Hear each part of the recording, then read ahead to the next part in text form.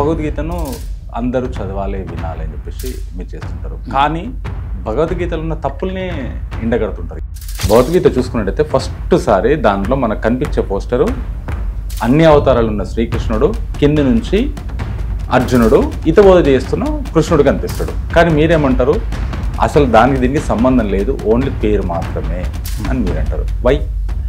ఒక వ్యక్తిగా కాదు, అసలు ఉపనిషత్తులు ఎవరెవరు చెప్పారంటే 90% పలానా వ్యక్తి పేరు కూడా లేదు అక్కడ. ఓకే సార్, మరి ఇప్పుడు భగవద్గీత పైన కృష్ణుడి ఫోటో అర్జునుడి ఫోటో ఉంటుంది, ఇది వాస్తవం కాదా? భగవద్గీత ఎవరి సందేశం అంటే ఎన్టీఆర్ సందేశం. నాకు ఎగ్జాంపుల్ కాదు సార్, నాకు ఎగ్జాంపుల్ కాదు, నాకు కావాల్సింది ఫ్యాక్ట్. ఇప్పుడు సినిమాల దగ్గరికి వద్దు, మనకి పరమేశ్వరుని పూజించినట్టు కనిపించలేదు, పరమేశ్వరుని ప్రచారం కనిపించదు, ఓన్లీ భగవద్గీతనే ఎజెండాగా ఉంటుంది. భగవద్గీతనే రోడ్ల మీద అమ్మడం కానీ అక్కడే చేయడం. భగవద్గీత కొనే వాళ్ళు, ఇంట్రెస్ట్ ఉన్న వాళ్ళు కొంటారు. వాళ్ళ గుళ్ళల్లో, ఇస్కాన్ టెంపుల్లలో ఎక్కడైనా సరే శివుడిది కనిపించదు. వాళ్ళ ఎజెండా ఏమై ఉంటుంది? నార్మల్గా ఏ పుస్తకంలో కూడా ధృతరాష్ట్రుడు అడిగాడని ఉంటుంది, సంజయుడు పలికాడని ఉంటుంది, అర్జునుడు అడిగాడని ఉంటుంది. తర్వాత కానీ ఎక్కడ కృష్ణుడు అడిగాడు పలికాడని చెప్పాడనే మాట ఎక్కడ లేదు. రేడియోలోంచి నేను ఒక సందేశం వింటే, అది ప్రైమ్ మినిస్టర్ మాట్లాడుతుంటే అప్పుడు వింటే, నేను మీ దగ్గరకు వచ్చి రేడియో ఈ సందేశం ఇచ్చిందని చెప్తాను మీకు. It is not the message of Krishna, it is not the description of Krishna. I'm present equally in all the, అందరిలో నేను సమానంగా ఉన్నాను, మూలంలో ఉన్నాను గురించి చెప్పలేదు సార్. ఇప్పుడు మరి వాళ్ళు హరే రామ హరే రామ హరే కృష్ణ హరే కృష్ణ అంటున్నారు. హరే అంటే మీనింగ్ ఏంటి? ఎన్నో బయట నుంచి తెచ్చుకున్న విషయాలని బయటే వదిలేయటం ద్వారా, వదిలిపేయటం ద్వారా లోపలే ఉన్న అంతులేని ఆనందాన్ని అనుభవించటమే హారతి అనే పదానికి అర్థం. బ్రహ్మకుమారి వీళ్ళు ఇప్పటి వరకు నేను విన్నాను 2 సార్లు 3 సార్లు ఆల్రెడీ ప్రపంచం మునిగిపోతుంది, కలియుగం వస్తుంది, రకరకాలుగా సైకిల్ రీసైకిల్ తిరుగుతుంటుంది, మునిగిపోతుంది, చచ్చిపోతాం మనం కూడా అని చెప్పేసి గత 15 సంవత్సరాల నుంచి చెప్తున్నారు. ఇప్పుడు 3 సార్లు అయిపోయింది, ఇప్పటివరకు చచ్చింది లేదు, బతికేది లేదు. భగవద్గీతలో సగాన్ని వాడుకున్నారండి వాళ్ళు. ఎవరు? బ్రహ్మకుమారీస్. హిందూ దేవతల వాళ్ళలో సగాన్ని వాడుకున్నారు, సగాన్ని వాడుకున్నారు, కన్వీనియంట్గా సగాన్ని వాడుకొని ప్రతిమ సగాన్ని మాత్రం వాళ్ళు ఇష్టం వచ్చినట్టు చెప్తాం. ఆఖరికి ఈ నమ్మకం ఎలాంటిదంటే, కేవలం వెంకటేశ్వర స్వామిని నమ్మినంత మాత్రాన్ని మీకు ధైర్యము ప్రశాంతత వస్తుందని అనుకోకండి. పోయేవాళ్ళు వీళ్ళు అడవుల్లో చిన్న రాయిని పెట్టుకొని వాడు ఎంత ఎక్కువ నమ్మితే అంత ధైర్యంగా జీవిస్తాడు అతను. ఏ దేవుడి దగ్గరికి వెళ్ళండి, మీ నమ్మకం తక్కువ అయితే మీకు ధైర్యం పెరగదు, మీ నమ్మకం పెరిగితే ధైర్యం పెరుగుద్ది. నమ్మకం అనేది మీ నుంచి వచ్చింది, దాంతో వచ్చే ధైర్యం మీకు వచ్చింది. అక్కడున్న దేవుడు కాదు, రాయి కాదు, వెంకటేశ్వర స్వామి కాదు, నమ్మకమే. వ్యూవర్స్ నమస్తే, నేను మీ ఆంజనేయులు.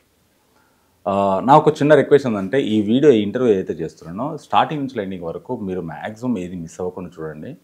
చూడాలని చెప్పేసి మనస్ఫూర్తిగా కోరుకుంటున్నాను. ఇప్పుడు నా ముందున్న పర్సన్ ఎవరో కాదు, ఎక్స్ సైంటిస్ట్ అనుకోవచ్చు. ఆయన ఈసీఎల్ దాంట్లో రిటైర్డ్ అయిన వ్యక్తి, దాంతోపాటు ఇప్పుడు కరెంట్ ఇండస్ట్రియలిస్ట్, దాంతోపాటు ఆధ్యాత్మిక దాంట్లో కొన్ని సంవత్సరాలుగా తనకు సాధ్యమైనంత వరకు, తన వీలైనంత వరకు ఆధ్యాత్మికంగా ప్రచారం చేస్తూనే దాంట్లో ఉన్న వ్యక్తి. ఆయన ఎవరో కాదు, ఎడ్లపల్లి మోహన్ రావు గారు. సార్ నమస్తే. నమస్కారం. సార్, మీరు భగవద్గీతను ప్రచారం చేస్తుంటారు, భగవద్గీతను అందరూ చదవాలి వినాలి అని చెప్పేసి మీరు చేస్తుంటారు. కానీ భగవద్గీతలో ఉన్న తప్పుల్ని ఎండగడుతుంటారు, ఎందుకు? అసలు నేను భగవద్గీత ప్రచారం కాదండి. భగవద్గీతలో ఏ ఎస్సెన్స్ ఉందో, ఏ సారం ఉందో, ఆ సారాన్ని నలుగురికి తెలియజేసి దానివల్ల ఏ శక్తిని వాళ్ళు పొందగలరు. శక్తి అంటే ఎంతటి ఉత్తమమైన జీవితాన్నిగా తను తాను మలుచుకోవడానికి అవకాశం ఉందో ఆ సూచనలు, అవగాహన భగవద్గీత కలిగిస్తుంది. ఆ సారం ఏదైతే ఎసెన్స్ ఉందో, టు ఎంపవర్ ది పీపుల్, అంటే మనిషి శక్తివంతంగా జీవించడానికి కావాల్సిన ఎసెన్స్ ఏదైతే, సారం ఏదైతే భగవద్గీతలో ఉందో వాళ్ళకి అది అందించడమే. భగవద్గీత మొత్తాన్ని యాజ్ ఇట్ ఈజ్ ప్రచారం చేయటం అనేది నా ధ్యేయం కాదు. సరే, భగవద్గీత చూసుకున్నట్టయితే ఫస్ట్ సారి దాంట్లో మనకు కనిపించే పోస్టరు అన్ని అవతారాలు ఉన్న శ్రీకృష్ణుడు కింది నుంచి అర్జునుడు హితబోధ చేస్తున్న కృష్ణుడు కనిపిస్తాడు. కానీ మీరేమంటారు, అసలు దానికి దీనికి సంబంధం లేదు, ఓన్లీ పేరు మాత్రమే అని మీరు అంటారు. వై? ఇప్పుడు భగవద్గీత ఒక పుస్తకం ఉందనుకోండి, ఇది మంచి అసలు అన్ని గ్రంథాల్లో కన్నా అందరూ కూడా ఎక్కువగా చెప్పేది, మెచ్చుకునేది, మాట్లాడేది భగవద్గీత గురించి. రైట్. కేవలం రిలీజియస్ పీపులే కాకుండా, హిందువులే కాకుండా సూపర్ సైంటిస్ట్ అంటే ఐన్స్టీన్ నా ఉద్దేశంలో మామూలు సైంటిస్ట్ కాదు. ఆయన కనిపెట్టిన వాటిని అర్థం చేసుకోవడానికి కూడా మామూలు సైంటిస్టులకి అంత తేలిక కాలేదు. అంతటి సూపర్ సైంటిస్టే భగవద్గీతని నెంబర్ 1 ఇదిగా, where all science ends spirituality starts అని చెప్పింది ఆయన. ఆ స్పిరిచువాలిటీ ఆ స్పిరిచువల్ నాలెడ్జ్ ఉందంటే భగవద్గీతలో ఉందని మెయిన్గా. ఉపనిషత్తులు దానికి బ్యాకింగ్. కానీ ఎసెన్స్ ఆఫ్ ఆల్ ది కృష్ణుడు చెప్పింది కాదంటారు? కృష్ణుడు చెప్పిన భగవద్గీత అంటే సినిమాలు మీరు చూసుంటారు కదా, సినిమాలు అవునా? సినిమాల్లో నాకు ఎగ్జాంపుల్ కాదు అట్లా చెప్తే కానీ మీకు అర్థం లేదు. మాకు రైట్ ఫ్యాక్ట్ చెప్పండి, ఎగ్జాంపుల్స్ దాని గురించి మాకు కాకుండా. Right fact. భగవద్గీత అనేది శ్రీకృష్ణుడి సందేశం కాదు. భగవద్గీత అనేది శ్రీకృష్ణుడి సందేశం కాదు. ఎవరి సందేశం? మరి ఎవరు రాశారు ఇది? భగవాన్ సందేశం. రాయలేదు. మరి ఎలా సృష్టించారు దాన్ని? ఏమండి, ఒకప్పుడు రాతలు పుస్తకాలు ఇవన్నీ ఉన్నాయా? మరి ఎలా వచ్చింది భగవద్గీతలో? ఒకళ్ళ నుంచి ఒకళ్ళు చెబితే వస్తుంది అంతే. సరే, మొదటి వాళ్ళకి ఎట్టొచ్చిందంటే ఒకటే చెప్తా వినండి. ఇప్పుడు పాత రోజుల్లో, మళ్ళీ సినిమాలు చెప్తున్నా, ఋషులు వాళ్ళు ఎక్కడో కూర్చొని చదివినట్టు, నలుగురు కూర్చొని చేసినట్టు కాదు. వాళ్ళుగా కూర్చొని తపంతో తపస్సు చేశారు అది అంటారు. సైలెంట్గా ఎక్కువ కూర్చుంటారు వాళ్ళు. అలా సైలెన్స్లోనే వాళ్ళు గ్రహించిన అనేక విషయాలు ఎక్కడి నుంచి గ్రహించారంటే, ఎక్కడి నుంచి అని చెప్తాం, లోపల నుంచే గ్రహించి దాన్ని ఓరల్గా శిష్యులకు చెప్పి వాళ్ళ నుంచి వాళ్ళగా అట్లా వచ్చినాయి ఉపనిషత్తులు. వాటన్నిటి సారమే భగవద్గీత. ఎన్నో ఉపనిషత్తులు ఉన్నాయని చెప్తారు. ఇది వాస్తవం కాదు, క్రియేటెడ్. అంటే ఇండివిజువల్ లోపల నుంచి వచ్చి, ఒక వ్యక్తిగా కాదు. అసలు ఉపనిషత్తులు ఎవరెవరు చెప్పారంటే 90% పలానా వ్యక్తి పేరు కూడా లేదు అక్కడ. ఎందుకంటే ఆ రోజుల్లో వాళ్ళు పేర్లు చెప్పుకోవాలని ఇది కూడా లేదు. వాళ్ళు కేవలం తన చుట్టుపక్కల ఉన్న మనుషుల మేలు కోసం వాళ్ళలో ఉన్న బాధని, దుఃఖాన్ని, భయాల్ని తొలగించటం కోసం తనకు తానుగా. ఇప్పుడు ఉదాహరణకి ఇంకా దగ్గరగా తెలిసింది సిద్ధార్థుడు, అంటే బుద్ధుడు తను ఏదో చెప్పారని కథ అందరికీ తెలుసు. ఆయన ఆ సఫరింగ్ అన్నీ ఒక్కసారి చూసేసరికి తట్టుకోలేక, ఈ సఫరింగ్ నుంచి మనిషి ఎట్లా బయటపడాలి, తనే కాదు ఇంకెవరు కూడా ఇట్లా సఫర్ కాకూడదు కదా అనే ఉద్దేశంతో ఈ దుఃఖానికి కారణం అన్నిటినీ తెలుసుకోవటానికి ఎంతోమంది దగ్గరికి వెళ్ళి సరైన సమాధానం దొరక్క తనకు తానే సైలెంట్గా కూర్చొని ఆలోచిస్తుంటే ఎప్పుడో ఎక్కడో లోపల నుంచే సమాధానాలు దొరికినాయి తనకి. దాంతోనే ఇది శ్వాస మీద ధ్యాస అనేది, విపස්සన అనేది దాని నుంచి వచ్చింది. అలాంటి ధ్యాన ప్రక్రియ అంటే journey into once own self, లోపలికి తనలో తాను ప్రయాణం చేయటం ద్వారా ఎప్పుడు పొందని ప్రశాంతతని, తృప్తిని, నిండుదనాన్ని, శక్తిని అతను అనుభవించటం అనేది గ్రహించి దాన్ని నలుగురికి అందిస్తే. ఇప్పుడు బుద్ధుడు ఎక్కడి నుంచి కనిపెట్టినాడంటే పుస్తకాలు చదివి ఎంతోమంది గురువు దగ్గర వెళ్ళి కూడా పొందలేకపోయాడు. తాను సైలెంట్గా ఉండటం ద్వారా ఏ ఆలోచన బాధ కలిగిస్తుంది, ఏ ఆలోచన భయాన్ని కలిగిస్తుంది, ఏ ఆలోచన ప్రశాంతతను కలిగిస్తుంది, ఏ ఆలోచన ఉత్తేజాన్ని కలిగిస్తుంది, అన్నీ అబ్జర్వ్ చేసుకోవటం ద్వారా అన్నీ లోపల నుంచే క్రియేట్ అవుతున్నాయని గుర్తించి, సో ఏదిని పట్టుకోవాలి, ఏటిని వదిలేయాలి అనే దాన్ని చూసి తాను ఇంటర్నల్గా ఉన్నప్పుడు అసలు మనసు కల్పిస్తే తప్ప బాధ కానీ భయం కానీ ఉండదు అనేదాన్ని భగవద్గీత చెప్పిన మాటనే బుద్ధుడు కూడా డైరెక్ట్గానే కనుక్కున్నాడు. ఓకే సార్, మరి ఇప్పుడు భగవద్గీత పైన కృష్ణుడి ఫోటో, అర్జునుడి ఫోటో ఉంటుంది. ఇది వాస్తవం కాదా? ఇది వాస్తవం అంటే నేను మళ్ళీ చెప్తున్నాను, ఇప్పుడు నార్మల్ జనాలు మీరు ఎవరిని అడిగితే భగవద్గీత ఎవరి సందేశం అంటే ఎన్టీఆర్ సందేశం అంటారు. లేదు సార్, ఇప్పుడు ఎవరిని అడిగినా సరే, ఎందుకంటే కృష్ణుడు అర్జునుడికి బోధించిన ఒకటి ఇప్పుడు ఎన్టీఆర్ గారు ముఖ్యంగా కృష్ణుడి రోల్, అలాంటి రోల్స్ వేసినప్పుడు తన్ను తాను జీరో చేసుకొని, ఇప్పుడు ఎన్టీఆర్గా నాకు ఎగ్జాంపుల్ కాదు సార్, నాకు కావాల్సింది ఫ్యాక్ట్. ఇప్పుడు సినిమాల దగ్గరికి వద్దు మనకి. ఫ్యాక్ట్ అనేది పంచేంద్రియాలకు దొరికేదండి, అవునా? మీరు ఉన్నారా ఇక్కడ నా ఎదురుగా? నేనున్నాను కదా, మీరు మనం ఇద్దరు ఎట్లా చెప్తున్నారు మీరు ఉన్నారని? ఇప్పుడు మన ఇద్దరు మాట్లాడుకుంటూ మనం మన ఇద్దరం కాదు, మీరు మాట్లాడుకోపోతే. మాట్లాడకపోయినా నేను ఉన్నాను కదా. ఉన్నానని ఎట్లా తెలుసు? నేనున్నాను కాబట్టి నాకు తెలుసు.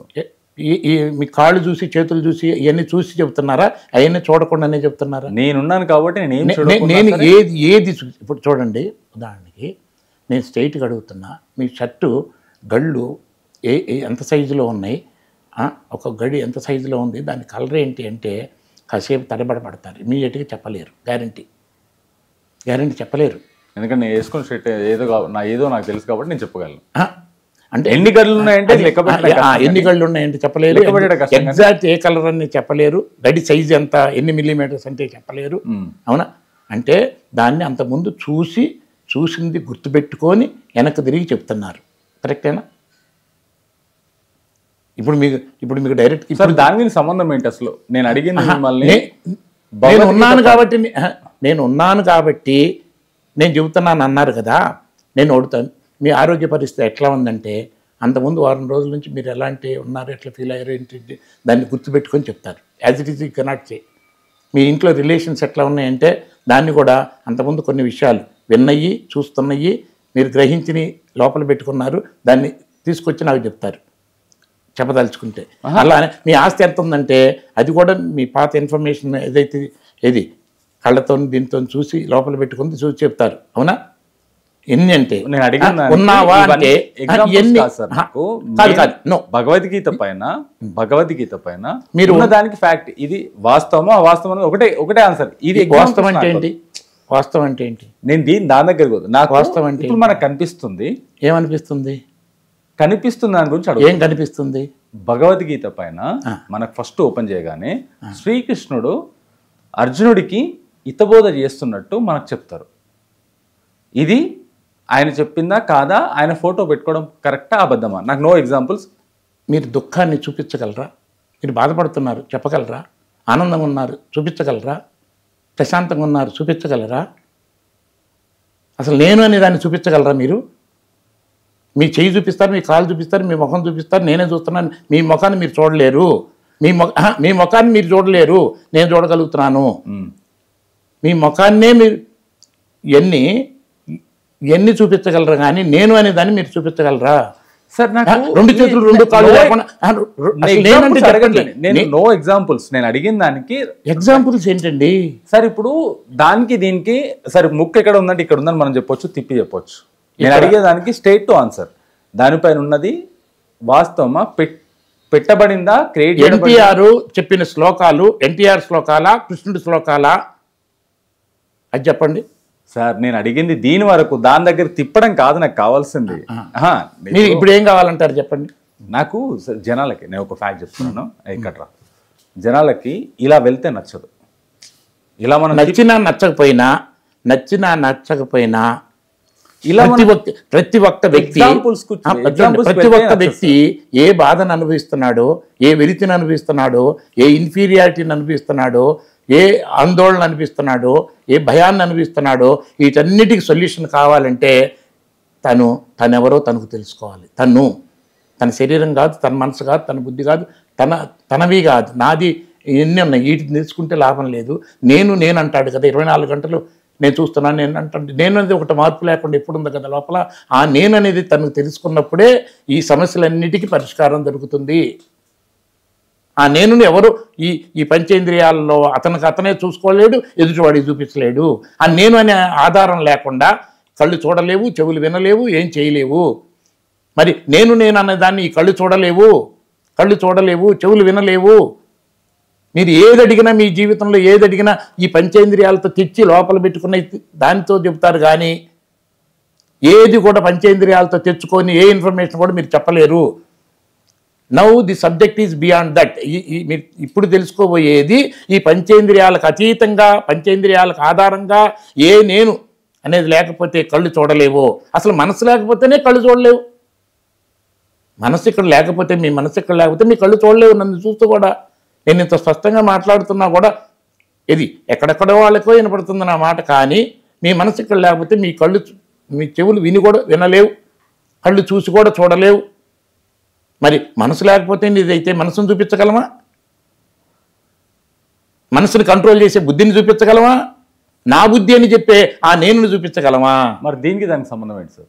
దీనికి నేను అడిగిన దానికి మీరంతా చెప్పిన దానికి, పంచేంద్రియాలకు చూసేదానికి, మాట్లాడడానికి, వినడానికి, నేను అడిగిన భగవద్గీత పైన ఉన్న పోస్టర్కి సంబంధం ఏంటి? అంటే ఈ సందేశము మనిషి, నేను ఇందాక చెప్పాను, ఇది తపస్సు చేసిన వాళ్ళు లోపల నుంచి సందేశాన్ని గుర్తించి బయట చెప్పారు, లోపల నుంచి. కానీ ఇది పెట్టబడిందా వాస్తవమా, లేకుంటే ఇది ఓన్లీ పబ్లిసిటీ కోసం వాడుకుంటుంది? పబ్లిసిటీ కాదు, ఇది మెసేజ్ ఏదైతే వచ్చిందో. ఎవరు ఉదాహరణకి ఎవరన్నా ఒక చూడండి, ఎవరన్నా ఏదన్నా మీకు చెప్పారనుకోండి, మీకు చెప్పిన తర్వాత అది మీరు విన్న తర్వాత మీ అనుభవం అనేది ఒకటి ఉంటుంది, ఇది కరెక్టా కాదా అని వివేకం ఉంది మీకు, మీ అనుభవం ఉంది. మీ అనుభవం, మీ వివేకం కనుక ఇది కరెక్టు అని చెప్పకపోతే you need not accept it at all. First of all ultimately ఇది ఇక్కడ ఇది గట్టిగా ఉందా, ఇది ఉందా నా అనుభవం చెప్తుంది. ఇటుపక్క నుంచి వెళ్ళాలా, ఇటుపక్క నుంచి వెళ్ళాలా అని నా వివేకం చెప్తుంది. అవునా? మీరు ఒక మాట చెప్పినంటే వేదాలు, పురాణాలు ఇవన్నీ ఎవరు ఏం చెప్పినా అది నాకు ఉపయోగపడుతుందా లేదా, అది సత్యమా కాదా అనేది నా అనుభవం, నా వివేకం చెప్తేనే నేను ఫాలో అవ్వాలి తప్ప, లేకపోతే అది స్లేవరీ, ఇప్పుడు బానిసత్వం అవుతుంది. అది వేదాలు, పురాణాలు, ఉపనిషత్తులు ఇవన్నీ ముందు నుంచి ఉన్నాయి. ఇవన్నీ వేదాల గురించి నాకు ఎక్కువ తెలియదండి. ఇట్ ఈస్ నథింగ్ బట్ చాలా విషయాలు మనుషులు మేలు కోసం రకరకాల వాళ్ళు కనిపెట్టి అందించింది. అది తెలుసుకొని అది నలుగురు, ఆయుర్వేదం అనుకోండి ఉదాహరణకి, అంటే ఆయుష్ అంటే హెల్త్ని ఇంప్రూవ్ చేసుకోవటం ఎట్లా.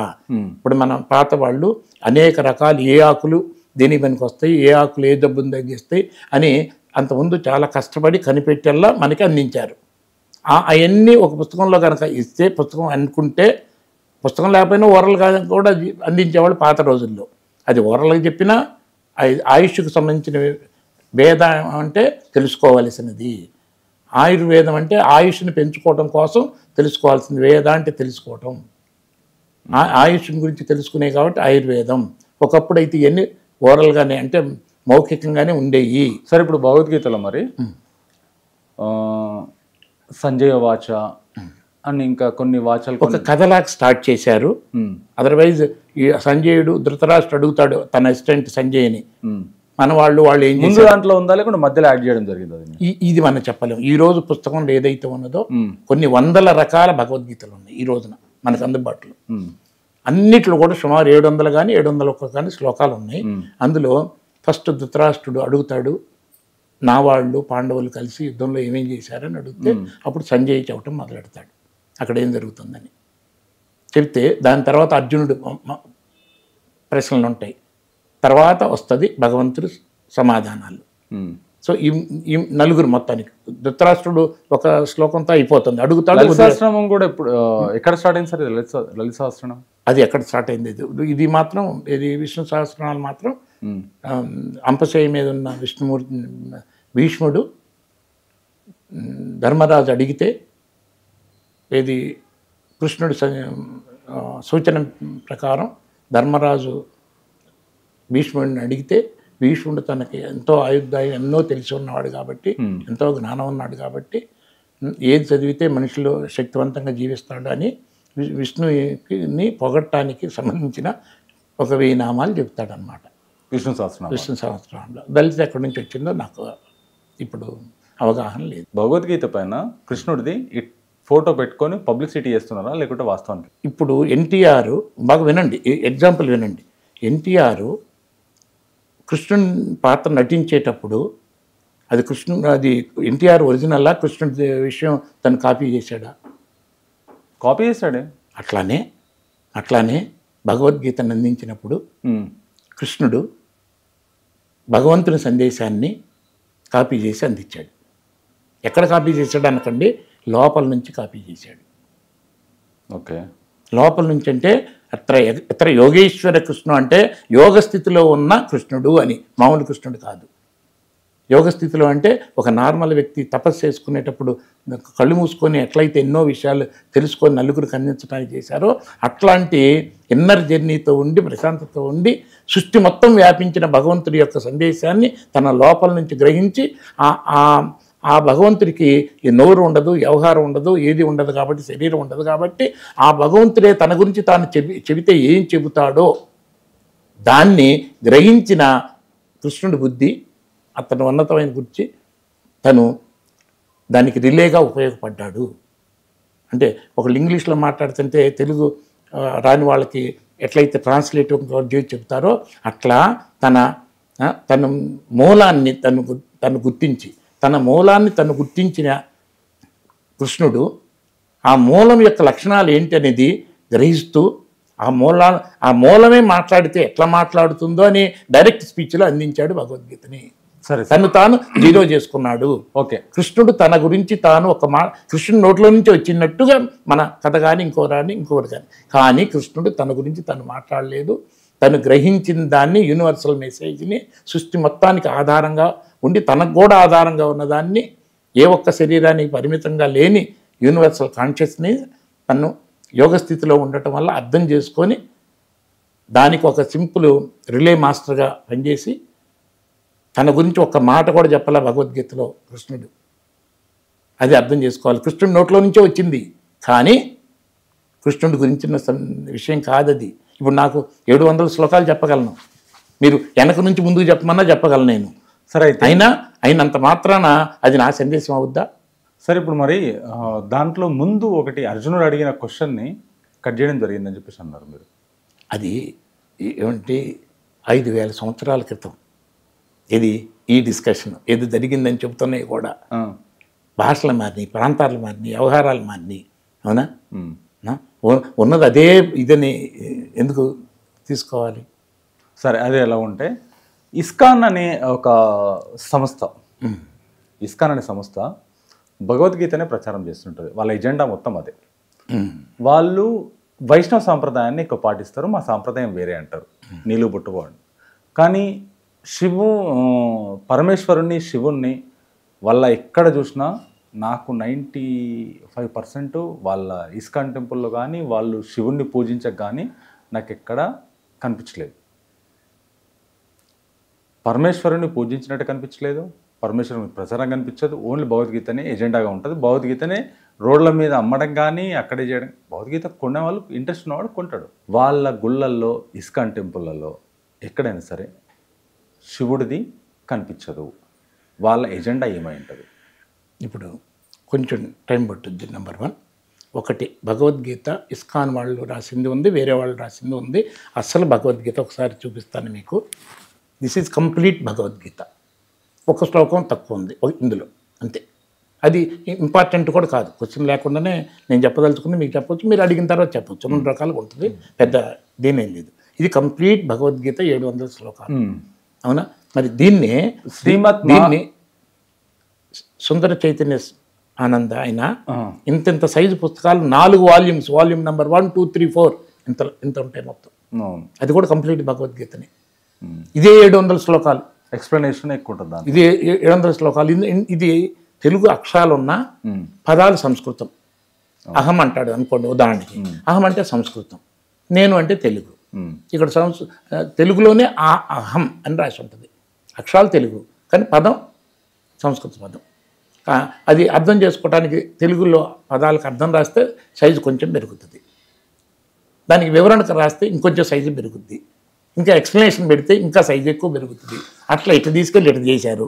మరి ఒరిజినల్ ముఖ్యంగాని 39 డీవియేషన్స్ కదా. మరి ఇస్కాన్లో నెంబర్ 1 మీరు అడిగారు కాబట్టి చెప్తున్నా, చెప్పండి. భగవద్గీత యాజ్ ఇట్ ఈజ్ అని రాసి ఉంటుంది and top. Bhagavad Gita as it is ఇంగ్లీష్లో, భగవద్గీత యథాతథం అని తెలుగులో రాసి ఉంటుంది. వాళ్ళ పుస్తకాలు నేను చూశాను.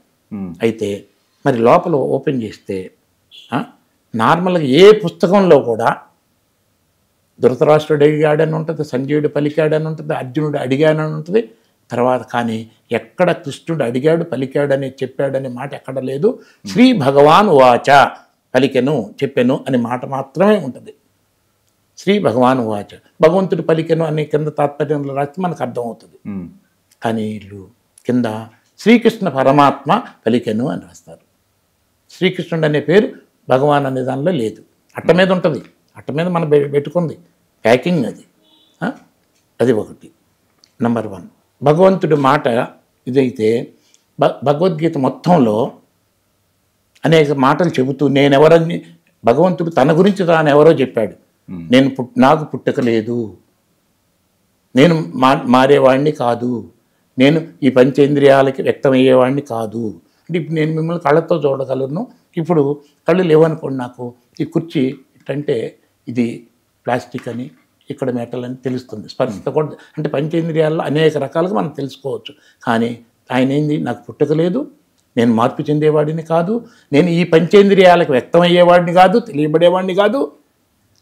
కానీ ఈ బుద్ధి లేని మూడులు నేను పుట్టి మార్పు చెంది వ్యక్తమయ్యేవాడిని అనుకుంటున్నారు అన్నాడండి 7వ అధ్యాయం 24-25 శ్లోకాల్లో. మరి కృష్ణుడు పుట్టాడు, మార్పు చెంది నాకు పుట్టుక లేదనే మాట భగవద్గీతలో భగవాన్ వాచ, భగవంతుడు తన గురించి తాను చెప్పింది. నేను ఇప్పుడు చెప్పింది 7వ అధ్యాయంలో 24-25 శ్లోకంలో పుట్టుక లేదని చెప్పాడు. 4వ అధ్యాయంలో 6వ శ్లోకంలో అజోపిసన్ అవ్యయాత్మ, పుట్టుక లేని, నాశనం లేని, మార్పు లేని నేను అనుకుంటూ చెప్పాడు అక్కడ.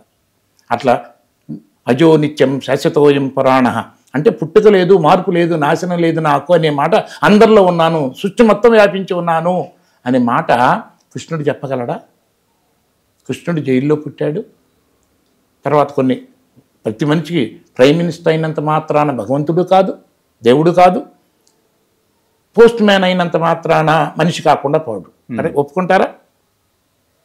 ఇద్దరు మనుషులే, కాకపోతే ఎంతో తేడా ఉంటుంది, ఎంతో తేడా వాళ్ళ చేతుల్లో ఉన్న వ్యవహారాలు కానీ వ్యవహారం అంతేగాని కృష్ణుడు ఎన్నో లీలలు చేసి ఉండొచ్చు. లీలని సిద్ధి సాయిబాబా లీలలు చేశారు, సత్యసాయిబాబా లీలలు చేశారు. ఈ సర్కారు ఉంటారు చూసారా, మ్యాజిక్ చేస్తారు, వాళ్ళు మనిషిని 2 ముక్కలు చేసి చూపించిన అనేక సందర్భాలు ఉన్నాయి. ఉదాహరణకి అనేక రకాలు గొప్ప వాళ్ళు ఎన్నెన్నో చేసి ఉండొచ్చు. కానీ పుట్టుక, మార్పు, వ్యక్తం అవటం, కొన్ని రోజులు ఉండటం, మరణించటం అనేది జరిగింది. నాకు పుట్టుక లేదు, నాకు మార్పు లేదు, నాకు నాశనం లేదు, నేను వ్యక్తంగాను అని భగవద్గీత మొదటి నుంచి చివరి దాకా చెప్తుంటే శ్రీ భగవాను వాచ అని పైన రాసినప్పుడు శ్రీకృష్ణ పరమాత్మ అంటే కన్ఫ్యూజన్ కాదు. కృష్ణుడికున్న లక్షణాలు భగవంతుడికి లేవు, భగవంతుడికున్న లక్షణాలు కృష్ణుడికి లేవు కదా. నేను సృష్టి మొత్తం వ్యాపించి ఉన్నాను అన్నాడు, నేను లేని చోటంటూ లేదన్నాడు, నాకన్నా శ్రేష్టమైంది లేదన్నాడు, నాకు మార్పు లేదన్నాడు, అన్నిటికీ ఆధారంగా ఉన్నానన్నాడు. ఈ మాటలు కృష్ణుడికి అప్లై అవుతాయా? కాదు కదా. ఇక్కడ మరి పైపెచ్చు ఇంకొకటి, తన గురించి తాను ఎన్నో శ్లోకాలు చెప్పాడు, చెప్పుకుంటే బోళ్ళెన్నో ఉన్నాయి, ఒకటి కాదు. ఇందాక మీరు ఈశ్వరుడు అన్నారు కదా, చాలా చోట్ల అందరిలో ఈశ్వరుడు సమానంగా ఉన్నాడు, అందరిలో ఈశ్వరుడు హృదయంలో ఉన్నాడు. ఈశ్వరుడు అనే పదం ఎక్కువ వాడారు కానీ విష్ణువు అందరిలో సమానంగా ఉన్నాడు, మూలంలో ఉన్నాడు అని ఎక్కడ భగవద్గీత శ్లోకాల్లో లేదు. ఏ భగవద్గీతను స్టాండర్డ్ చేసుకొని వాళ్ళు ఈశ్వరుని పక్కన పెట్టి కృష్ణుని తీసుకొచ్చి పెట్టారో, కృష్ణుడు అనే పదం కానీ విష్ణు అనే పదం కానీ ఈ 700 శ్లోకాల్లో ఎక్కడ లేదు. కారణం చూసుకోండి, మా ఇంట్లోనే 40 రకాల భగవద్గీతలు ఉన్నాయి, శ్లోకాలన్నీ సేమ్, కింద వ్యాఖ్యానం అంటే ఎవరు ఇష్టం వచ్చినట్టు వాళ్ళు రాస్తారు. మరి ఇంకా పైపెచ్చు చాలా చోట్ల భగవద్గీతలో చెప్పింది ఏంటంటే అన్నీ వదిలేసేయి, నన్ను ఒక్కడనే పట్టుకో, అన్నీ వదిలేస్తే నన్ను ఒక్కడనే పెట్టుకో, నీ మనసు నాకు అర్పించు, నీ బుద్ధి నాకు అర్పించు, నా కోసమే ప్రయత్నం చేయి, నాకు భక్తుడుగా. ఎవరు చెప్పారు మాట? భగవాన్ వాచ. భగవాన్ వాచ అంటే ఎవరు? మళ్ళీ అడగండి. Inner most consciousness which Krishna has understood. కృష్ణుడు తన గురించి చెప్పినట్టయితే ఎప్పుడు పుట్టాను, ఎక్కడ పుట్టాను చెప్పేవాడు. నాకు పుట్టుక లేదనే మాట వస్తుంది, వచ్చింది నోట్లో. ఇప్పుడు రేడియో ఉందనుకోండి, రేడియోలోంచి నేను ఒక సందేశం వింటే, అది ప్రైమ్ మినిస్టర్ మాట్లాడుతుంటే వింటే, నేను మీ దగ్గరికి వచ్చి రేడియో ఈ సందేశం ఇచ్చిందని చెప్తానా మీకు? అంటే సరే, ఇప్పుడు it is not the message of Krishna, it is not the description of Krishna. I'm present equally in all the baby, అందరిలో నేను సమానంగా ఉన్నాను, మూలంలో ఉన్నాను, మార్పు లేకుండా ఉన్నాను అని చెప్పి వర్డ్స్ ఎవరు చెప్పినట్టు? నేను అనే ఏ స్ఫురణ అయితే ఉందో మీ మారే శరీరానికి, మారే మనసుకి, మారే బుద్ధికి, మారే అన్నిటికీ కూడా ఆధారంగా ఇది నా మారే శరీరానికి, నా మారే ఇది కళ్ళు ఇవన్నీ దాటి కెపాసిటీ కూడా మారుతూ ఉంటుంది. తర్వాత మారే మనసుకి, మారే బుద్ధికి కూడా, బుద్ధి లేక పనిచేసినప్పుడు పోతుంది. కానీ నేను అనేది కదా ఆధారం. ఈ నేను అనేది నాది అనే అన్నీ మారుతున్నా నేను అనేది ఎప్పుడన్నా మారింది? అసలు చిన్నప్పుడు 1వ తరగతిలో నా ఫోటో తీసుకొచ్చి నా ముందు పెడితే ఆ ఎత్తు వేరు, ఎత్తు వేరు, అలా వేరు, ఇలా వేరు, ఆ బరువు వేరు, అప్పుడు ఇష్టాలు వేరు, ఇప్పుడు ఇష్టాలు, అప్పుడు ఫ్రెండ్స్, ఇన్ని చెప్తాం, అన్నీ మరి నేను చెప్తాం. కానీ ఆ నేను వేరు, ఈ నేను వేరు అని ఎప్పుడైనా చెప్తాము అని ఎవరైనా చెప్తారా? 5th class 10th class like that. ఎప్పుడన్నా ఇన్ని సంవత్సరాల్లో నాది అనేది మారుతూనే ఉంది. ఈ క్షణంలో కూడా మీలో ఎన్నో కణాలు మరణిస్తున్నాయి, ఎన్నో కణాలు పుడుతూనే ఉన్నాయి, మనసు మారుతుంది, బుద్ధి. కానీ నేను అనేది ఎప్పుడన్నా మారిందా? మార్పు లేని నేను అనే దానిలో మనందరిలో ఏమైనా తేడా ఉందా? అందరిలో ఉన్నాను, సమానంగా ఉన్నాను, మార్పు లేకుండా ఉన్నాను అని మాటలో నేను చెప్పగలదు. కానీ ఇంకా ఎట్లా చెప్పింది అనేది మాట అనుకోండి. కృష్ణుడు అదే యోగీశ్వరుడు. కృష్ణుడు అంటే తపస్సులాగా యోగ స్థితిలో ఉండి అది విని ఎట్లా విన్నాడని చెప్పకండి. ఇది నేను అనే ఆధారం మాట్లాడితే ఏం మాట్లాడుతుందో ఆ మాటల్ని కృష్ణుడి నోట్లోంచి బయటకు వచ్చినాయి. కృష్ణుడి గురించి ఒక్క మాట, ఒక్క వర్ణన ఎక్కడా లేదు భగవద్గీతలో. మరి ఇప్పుడు మహాభారత యుద్ధము ఇవన్నీ అది అన్నీ దాని మధ్యలో దీన్ని ఒక రిప్రజెంట్గా, దాన్ని సింబాలిక్గా తీసుకొని మనిషికి కష్టం వచ్చినప్పుడు కష్టాలను దాటిపోవడానికి ఏం చేయాలని సమాధానం అవసరం వచ్చినప్పుడు అర్జునుడు భయపడి యుద్ధం మానేస్తానల్లా, చేతకాక యుద్ధం మానేస్తానల్లా. ఇప్పుడు మనం ఉన్నాం అనుకోండి, నార్మల్గా మన పిల్లల్ని ఎవరన్నా కిడ్నాప్ చేసి వాళ్ళని మనకి ఇది చేసి వాళ్ళని కాపాడటాన్ని నేను వెళ్తే, నువ్వు ఇట్లా వచ్చావు కదా, నువ్వు ఆ 3 సంవత్సరాల పాపని నువ్వు చంపకపోతే నేను నిన్ను చంపుతాను, అమ్మాయిని కూడా చంపుతాను అంటే ఇప్పుడు ఆ పాపను చంపలేమా?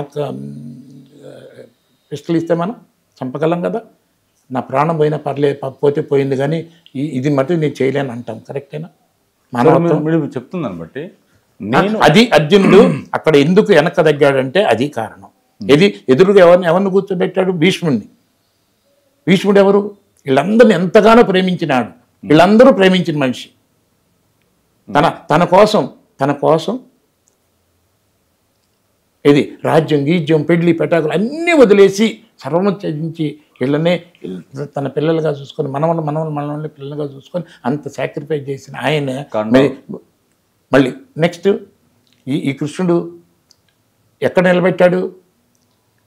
ఏ దుర్యోధనుడి ముందో, దుశ్శాసనుడి ముందో, కర్ణుడి ముందో నిలబెట్టలా. 2 సైన్యాల మధ్య నిలబెట్టమంటే భీష్ముడు ద్రోణుడి ముందు ఎదురుగా నిలబెట్టాడు. భీష్ముడు ద్రోణుడి ముందు ఎట్లా యుద్ధం చేస్తాడు? అందుకని నేను యుద్ధం చేయి, వాళ్ళు నన్ను చంపినా పర్లేదు అన్నాడు. సరే, అర్థమైందా? ఇక్కడ అర్థమైంది నాకు. ఇది బంధం, ప్రేమతో కూడా బాండేజ్. ఇస్కాన్ వాళ్ళు చేస్తుంది భగవద్గీత ప్రచారం ఏదైతే చేస్తున్నారో వాళ్ళు సొంతగా రాసుకొని ఉన్న శ్లోకాలని 10 రకాలుగా సృష్టించి, శ్లోకాలు సేమ్ వివరణను 10 రకాలుగా సృష్టించి జనాలను మభ్యపెట్టి మోసం చేస్తున్నారా? లేకుంటే వాళ్ళు ఒక మా మతం అన్నప్పుడు, ఇప్పుడు ఎగ్జాంపుల్ హిందువులనే ఒక వ్యతిరేకతను క్రియేట్ చేస్తున్నారు. చూడండి, ఇప్పుడు ఏదైనా ఒక సంస్థ పెట్టారనుకోండి, సంస్థ కానీ వ్యాపారం కానీ అనుకుందాం, అవునా? పెట్టినప్పుడు ఆ సంస్థ అభివృద్ధి చెందాలని, వాళ్ళు అనుకున్నవి బాగా ఎక్కువ చేయాలని, నెరవేరాలని అనుకుంటారు కదా, అవునా? అంటే ఇప్పుడు నేను కూడా జ్ఞానాన్ని అందించడానికే తపన పడుతున్నాను 24 గంటలు. వాళ్ళు జ్ఞానాన్ని అందించే ప్రయత్నంలోనే ఉన్నారు. వాళ్ళు సక్సెస్ఫుల్, ఎక్కువ మందిని ఆకర్షించగలుగుతున్నారు. నేను అంతమంది ఎక్కువ మందిని ఆకర్షించలేకపోతున్నాను. చెప్పిన వాళ్ళు కూడా నా అంటే ఎవరు రావట్లేదు. ఎందుకు? బాగా వినండి, ఒక బంగారు గొలుసు ప్యూర్ గోల్డ్ కనుక మీరు గొలుసు చేయించుకుంటే ఎట్టంటే తెగిపోద్ది. అది దానికి మలినం కలిపితే, ఆ రాగి లాంటిది కలిపితే గట్టిగా ఉంటుంది. అలానే ఈరోజు జనాలందరూ కేవలం ఈ పంచేంద్రియాలతో చూసిన దాన్నే, ఇది తన నిజమైన ప్రశాంతతను కూడా నువ్వు చూడలేవు అనే సంగతి మర్చిపోయి, నిన్ను నువ్వు చూడలేవు అని మర్చిపోయి, ఈ పంచేంద్రియాలు చూసిన దాని మీదే ఆధారపడి ఎడిక్ట్ అయిపోయి, అలా ఏదో పంచేంద్రియాలతో చూడబడేది ఏది సత్యం కాదు. సత్యం అంటే నా ఉద్దేశం మార్పు లేకుండా, నాశనం లేకుండా ఉండేది కాదు. సో ఈ మారి నాశనం అయ్యే అంటే దీన్ని అసత్యం అనొచ్చు. అసత్యం అంటే సత్యం కానిది. అంటే వాళ్ళు చెప్పేదంతా తప్పంటారా? ఇలాంటి చూపించినప్పుడే ఆకర్షణకు లోనవుతారు. అసత్యాన్ని కలిపినప్పుడే జనాలు ఆకర్షణకు లోనవుతారు. ఓకే, అంటే డబ్బు కోసమే వాళ్ళు చేస్తుందంటారా? దేనికోసం చెప్తున్నా, వాళ్ళ సంస్థ పెరగాలి, వాళ్ళ దగ్గర 10 మంది రావాలి, డబ్బు రావాలి. డబ్బు అనేది దాని మీద ఎంత ఫోకస్ ఉందని నేను చెప్పలేను. డబ్బు లేకుండా ఏం రాదు. వాళ్ళు పెద్ద పెద్ద ఆలయాలు కట్టారంటే డెఫినెట్గా డబ్బులు వస్తున్నాయి కదా, వాళ్ళ సొంత డబ్బులు కాదు కదా. ఇప్పుడు నేనున్నాను, దాదాపు నా చిన్న స్థాయిలో కొన్ని కోట్లు ఖర్చు పెట్టుకున్నాను, నేను ₹1 సంపాదించాల. వాళ్ళు కొన్ని 100 కోట్లు సంపాదించారు. అది నేను దానికోసమే వాళ్ళు చేశారని నేను అన్ను. కానీ అట్లా ఏదో ఒకటి వాళ్ళ కంటికి కనపడే అసత్యాలను కూడా చూపిస్తేనే జనాలు అట్రాక్ట్ అవుతారు. భగవద్గీత చెప్పింది సత్యాన్ని గురించి చెప్పింది, కానీ అసత్యం గురించి చెప్పలేదు. సరే, ఇప్పుడు మరి వాళ్ళు హరే రామ హరే రామ హరే కృష్ణ అంటుంటారు. హరే అంటే మీనింగ్ ఏంటి? హ అంటే వదిలిపెట్టడం,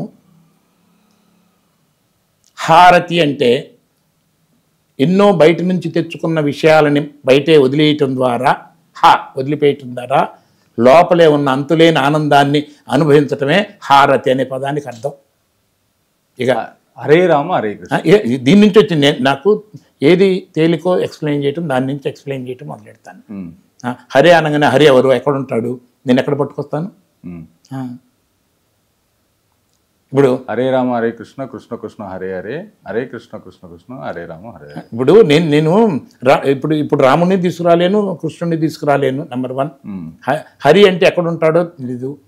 ఇప్పుడు మీరు ఇంకోటి అంటే ఒకదాన్ని బట్టి ఒకటి అర్థం చేసుకోవాలండి. ఎందుకంటే ఇది చాలా సున్నితమైన విషయం. భగవద్గీతలో ఒకటి కూడా మీరు అందరు కూడా గ్రహించాల్సిన విషయం ఏంటంటే, గుహ్యం అన్నాడు. అంటే దేన్ని ఏ అత్యంత విలువైందో దాన్ని నువ్వు తెలుసుకోవడం తేలిక కాదు, అది బయట లేదు, లోపల ఉంది. అంటే ఎక్కువ మందికి అర్థమయ్యే ఒక మాట చెప్తా, బహిర్ముఖ సుదుర్లభ.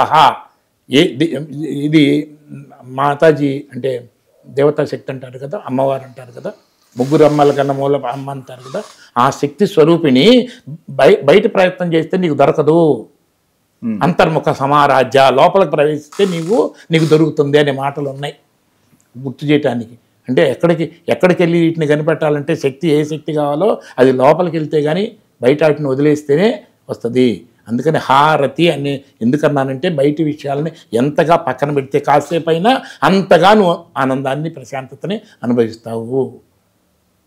హారతి అట్లానే మరి ఈ బయట ఒకసారి బయట విషయాలు కాసేపు పక్కన పెట్టడం వల్ల ఏ ఆనందం ప్రశాంతత పెరిగిందో దాన్ని గమనించిన బుద్ధి ఉందనుకోండి, బుద్ధి గమనించిందనుకోండి, అప్పుడు ఆ బుద్ధి ఏం చేస్తాను, నెక్స్ట్ టైము ఎప్పుడు ఇబ్బందులు ఎక్కువ ఉంటే కొంచెం పక్కన పెడితే నేను ప్రశాంతంగా ఉండగలుగుతానని తెలుస్తుంది. ఇప్పుడు దానికి సంబంధం ఏంటి సార్? నాకు అర్థం కాదు. అన్నారు కదా, హరి ఎక్కడున్నాడు చెప్తున్నా.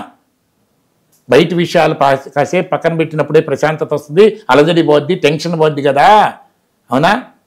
ఇందాక కాసేపు అన్న పక్కన పెట్టినప్పుడు మీరు వచ్చారు, నన్ను శ్వాస మీద ధ్యాస పెట్టమన్నారు. కాసేపు శ్వాస మీద ధ్యాస పెట్టినప్పుడు అంతకుముందు నాకున్న హడావుడి టెన్షన్ తగ్గింది. సో ఇట్లా బయట విషయాలు పట్టించుకోకున్నప్పుడు నాకు ప్రశాంతత కలిగింది, అలజడి తగ్గింది, ఆనందం కలిగింది అని గుర్తించే ఒక వివేకం ఉందగా, అనుభవం ఉంది కదా. ఈ అనుభవం కలిగిన బుద్ధి హరి.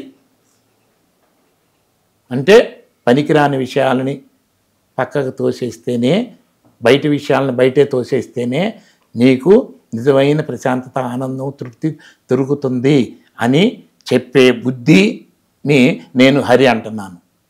ఇప్పుడు నేను అడిగింది మిమ్మల్ని, వాళ్ళు భజనలో పాడుతుంది, వాళ్ళు నిత్యం జపించేది హరే రామ హరే కృష్ణ కృష్ణ కృష్ణ హరే హరే, దీని గురించి వాళ్ళు నిత్యం జపిస్తుంటారు. వాళ్ళు ఎందుకు దీన్ని మంత్రాన్ని జపిస్తారు అని అడిగాను మిమ్మల్ని. దీనికి నేను డీపెస్ట్ మీనింగ్కి వెళ్ళే దానిలో ఇప్పుడు వాళ్ళు ఈ మీనింగ్ అంతా తెలియకపోయినా ఇది ఏంటంటే, పెద్దవాళ్ళు ఉంటారు, కొత్తగా చేరిన వాళ్ళకి ఇది చేయండి అని చెబుతారు, వాళ్ళు చేస్తారు.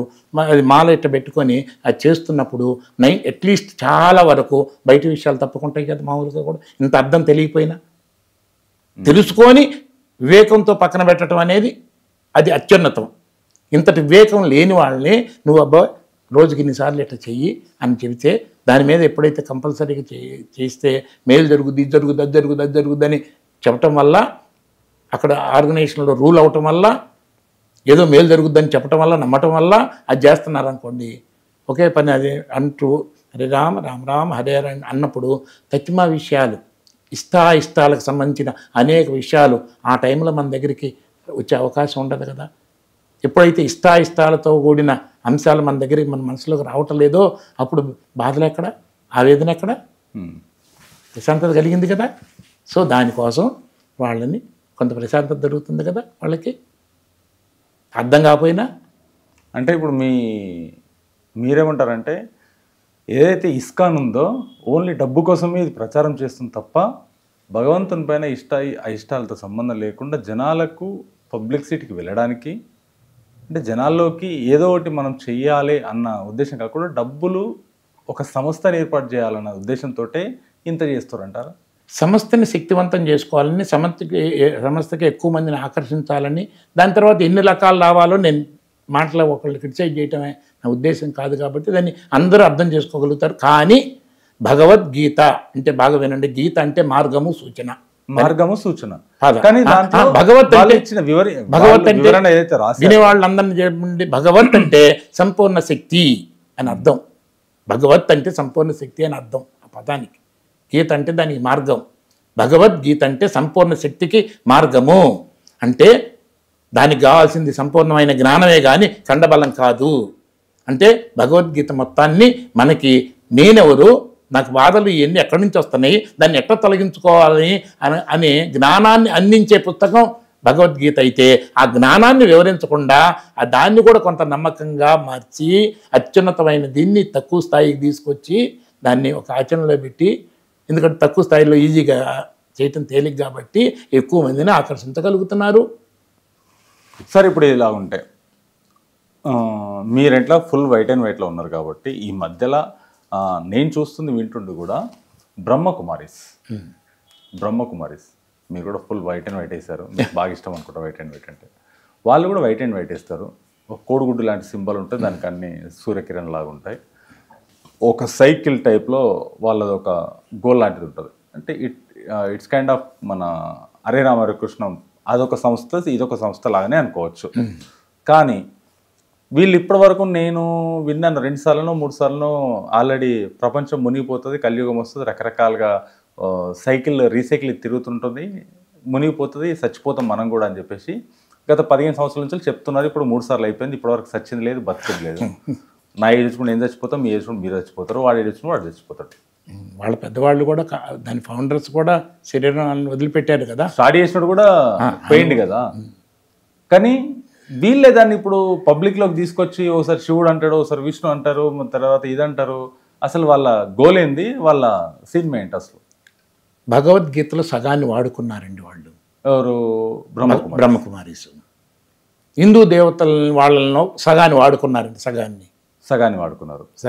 కన్వీనియంట్గా సగాన్ని వాడుకొని తత్మ సగాన్ని మాత్రం వాళ్ళు ఇష్టం వచ్చినట్టు చెప్తూ ఉంటారు. ఎందుకు మరి? అసలు వాళ్ళు ఏ మతానికి సంబంధించిన వాళ్ళు? హిందూసా, క్రిస్టియన్సా, ముస్లింలా?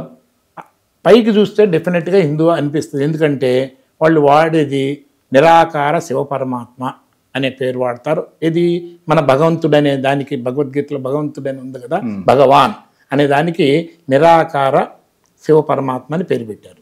ఇప్పుడు మన కృష్ణుడు కదా భగవద్గీతను మనకు అందించింది. ఈ కృష్ణుడు బదులు ఈయన్ని తీసి పడేసి వాళ్ళు బ్రహ్మబాబా అని, ఇప్పుడు అంటే ఆయన కూడా కొంచెం నాలాగా జుట్టు తక్కువగానే తెల్ల జుట్టు ఇదే ఉంటుంది, ఒక పెద్ద ఆయన్ని తీసుకొచ్చి ఆయన ఎట్లయితే కృష్ణుడు తన లోపలికి తను తాను జీరో చేసుకొని తన లోపల నుంచే తనకు ఆధారమైన మార్పు లేని నేను అనేది ఏంటి అని అది ఉండి దాన్ని గ్రహించి అది ఏం చెబుతుందో అని, అదే ఆ నేనే కనుక చెబితే ఏం చెబుతుందని ఎట్లయితే కృష్ణుడు తన నోటి ద్వారా అవన్నీ అందించాడో మధ్యలో, అట్లానే ఈయన్ని తీసేసి వాళ్ళకి నిరాకార శివపరమాత్మ యొక్క సందేశాన్ని సృష్టి మొత్తానికి మూలమైన ఆయన్ని ఈ బ్రహ్మబాబా గ్రహించి వీళ్ళందరికీ అందించాడు. ఈయన చెప్పిందే వేదం. మరి వీళ్ళు గుళ్ళగోవద్దు, దేవులను మొక్కొద్దు, ఇది కరెక్ట్ కాదు, అసలు పూజలు పునస్కారాలు ఏమొద్దు అంటే, నేను అంటే పచ్చి బూతులాగా ఉంటుంది. వద్దులేండి. అంటే ఈ రోజు కూడా అలా భర్త చనిపోయిన భార్య కూడా అలా ఉండదు. వాళ్ళు అలా ఉంటారు. బొట్టు నగలు ఏం ఉండకుండా, నిరాడంబరంగా ఉండకుండా, నిరాకారంగా. బట్ తెల్ల బట్టలు అయినా చాలా కాస్ట్లీగా ఉంటాయి. ఓకే, ఎవరు మెయింటైన్ చేయలేరు అది, నార్మల్ వాళ్ళు ఎవరు. అది మరి కరెక్ట్ ఒప్పుకుంటారు? ఒప్పుకుంటాను నేను. అది చాలా కాస్ట్. అంటే వాళ్ళ ఇన్స్టిట్యూషన్స్ అన్నీ చాలా పెద్దగా ఉంటాయి, చాలా పెద్దగా ఉంటాయి. ఒక హాలు 2000 మంది కూర్చునేది ఉంటుంది, చాలా ఉంటుంది. అంటే మనీ ఈజ్ దేర్ అన్లిమిటెడ్గా. Okay, unlimited money is there సబ్స్టాన్షియల్గా. మేబీ ఇస్కాన్ అంత ఉండకపోవచ్చు, నాకు తెలియదు. కానీ ఇది కాకపోతే ఈ పేర్లు వాడుకొని సగం మళ్ళీ గుడికి వెళ్ళొద్దు అంటారు. ఆ మాటలు కొన్ని తెలియదు నాకు. నేను కూడా వెళ్ళాను అక్కడికి, భగవద్గీత మీద కాన్ఫరెన్స్ అంటే వెళ్ళాను నేను అక్కడికి. అక్కడ వేరే వాళ్ళు మాట్లాడటానికి అవకాశం లేదు, వాళ్ళు వెళ్ళి మాట్లాడారు, వెళ్ళాము. కానీ కృష్ణుని తీసేసి బ్రహ్మబాబా అని పెట్టేశారు వాళ్ళు. పైపెచ్చు ముఖ్యంగా ఇప్పుడు నేను కృష్ణుడు కాదు భగవద్గీతను అందించింది భగవాన్ అని చెబుతున్నాను కదా. భగవాన్ అందరిలో ఉన్నాడు, సమానంగా ఉన్నాడు, కృష్ణుడిలో కూడా ఉన్నాడు. కృష్ణుడు ఆయన సంగతిని గ్రహించి ఆయన ఏం చెబుతాడో దాన్ని కృష్ణుడు ఇది జగద్గురు అని అంటున్నాం. అంటే జగత్తునే గురువుగా భావించి యోగీశ్వరుడు అంతటి ఇది తను తాను జీరో చేసుకున్నాడంటేనే ఇన్ఫినిటీ అండి. ఆ సందేశాన్ని మనకు అందించాడు. అంటే సృష్టి మొత్తం ఇచ్చిన భగవంతుని తను తాను జీరో చేసుకొని కృష్ణుడు మనకు అందిస్తే వాళ్ళు ఇక్కడ నేనేం చెప్తున్నాను, కృష్ణుడు కాదు సందేశం, భగవంతుని సందేశం కృష్ణుడు మనకు అందించాడు అని చెప్తున్నా.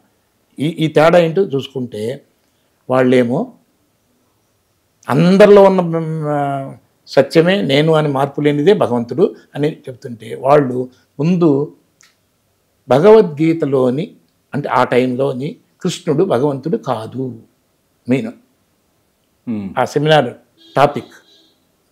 నా ఉద్దేశం అంటే కృష్ణుడే అందించాడు, కానీ అది కృష్ణుడి గురించి వర్ణన కాదు, అది భగవంతుడి గురించి వర్ణన. ఏ భగవంతుడు?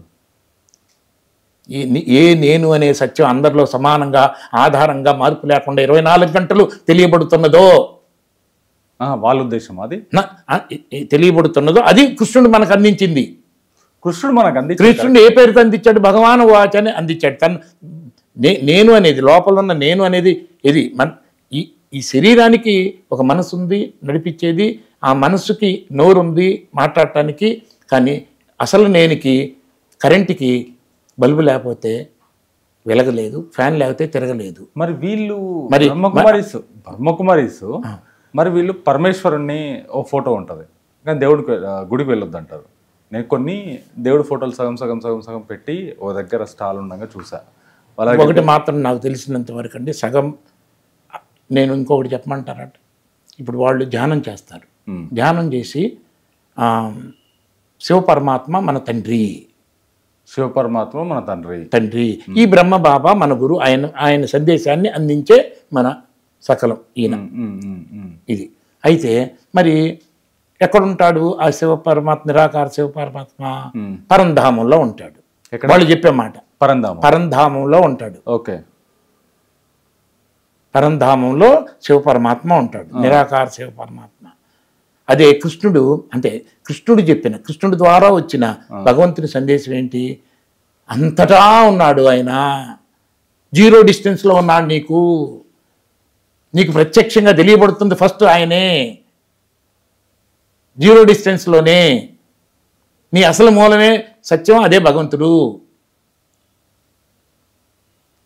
అసలు ఎట్లయితే ఆకాశంలోనే భూమి, సూర్యుడు, చంద్రుడు, నక్షత్రాలు అన్నీ ఉన్నాయో అందులోనే మనం ఉన్నాము, అలానే మన బయట మన లోపల మన ఇది అంతటా భగవంతుడే వ్యాపించున్నాడు. ఇప్పుడు నేను అంటాం కదండి, నా కన్ను ఇంత సైజు ఉంది, నాకు ఇక్కడ లొకేషన్ ఉంది, ఇప్పుడు కానీ నేనని దాన్ని సైజు చెప్పగలమా? నేనని దాన్ని సైజు చెప్పలేము, అది ఎక్కడుందో చెప్పలేము, పరిమితి లేదు. అది నేను ఇక్కడనే ఉంది కాకుండా నేను అడిగిన దానికి క్లారిటీ మిస్ అవుతున్నారు మీరు.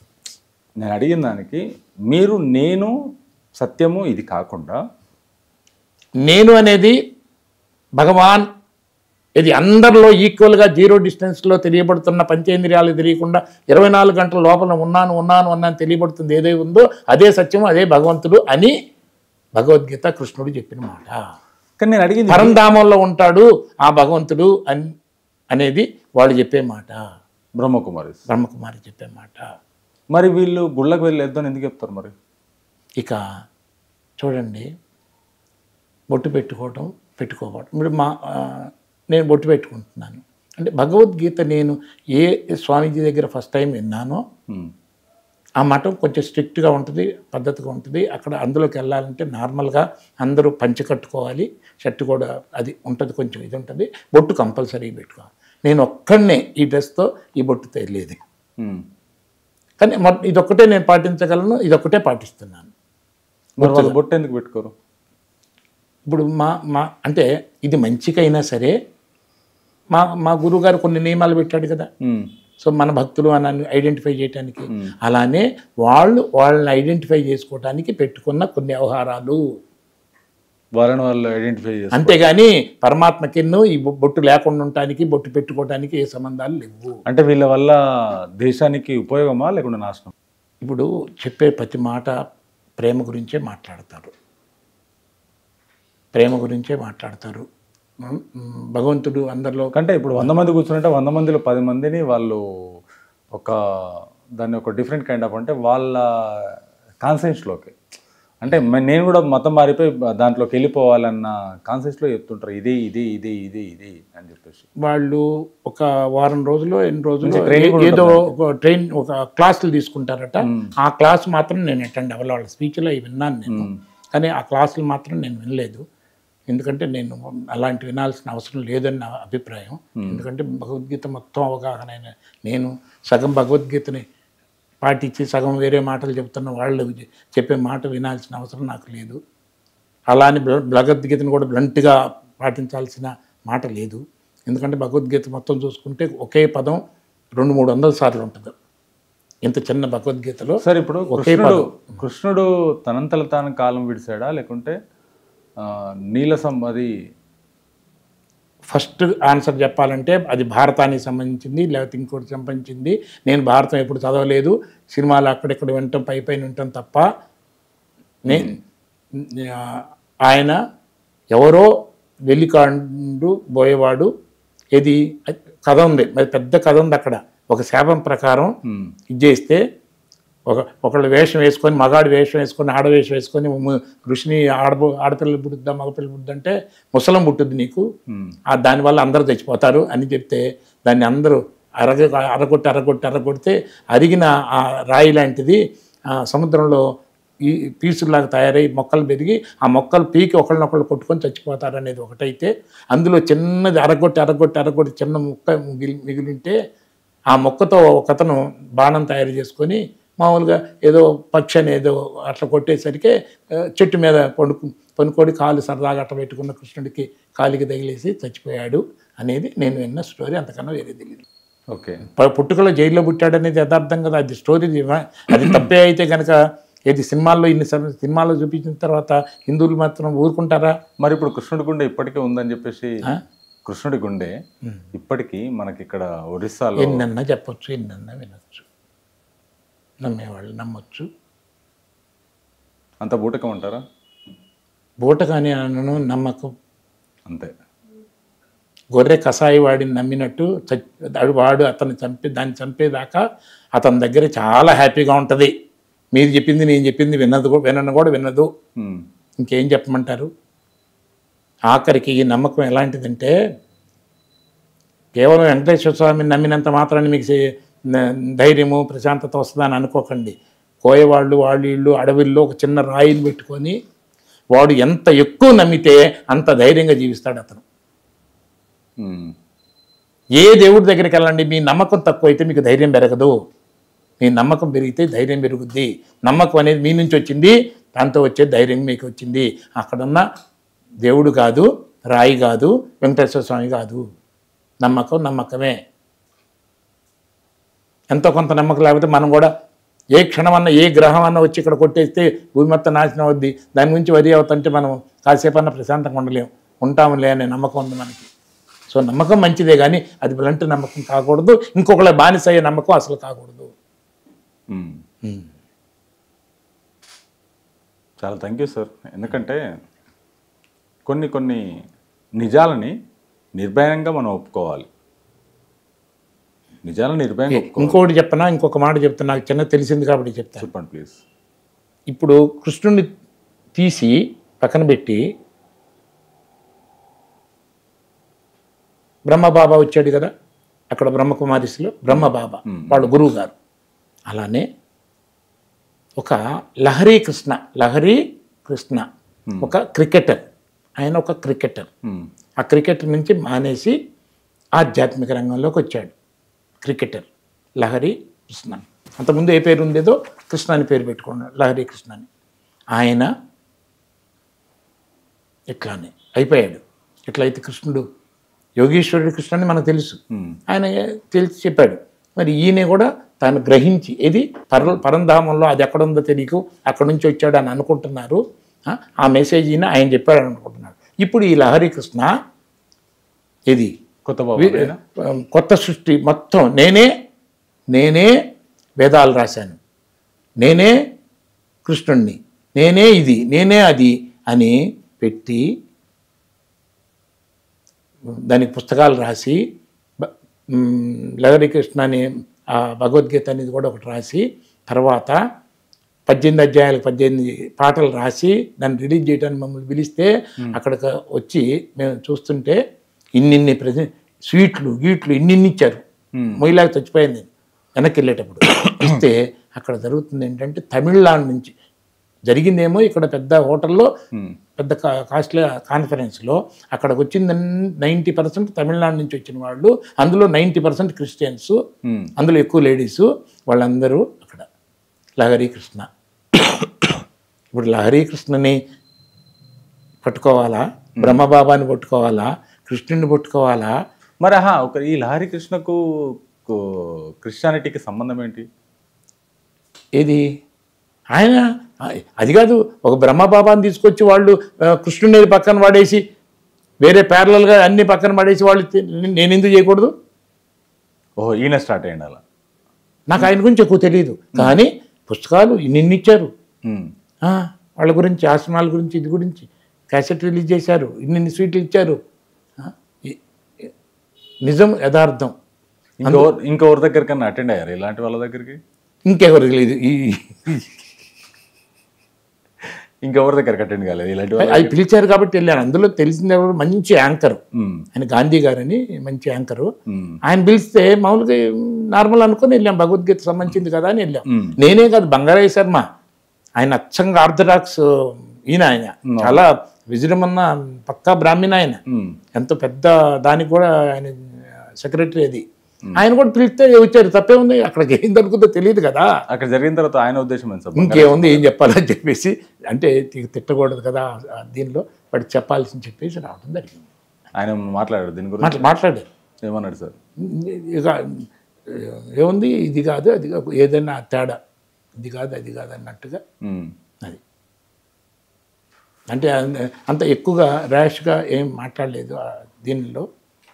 ఏదో పిలిచారు, పొరపాటున వచ్చాము ఏదన్నా, కాబట్టి నాన్ కాన్షియల్గా కొంచెం తన్నే వాళ్ళు సపోర్ట్ చేయడు కదా, డెఫినెట్గా సపోర్ట్ చేయడు. కాబట్టి ఏదో ఒక మాట మాట్లాడండి, తను చెప్పదలుచుకున్న సత్యం తను చెప్తాడు.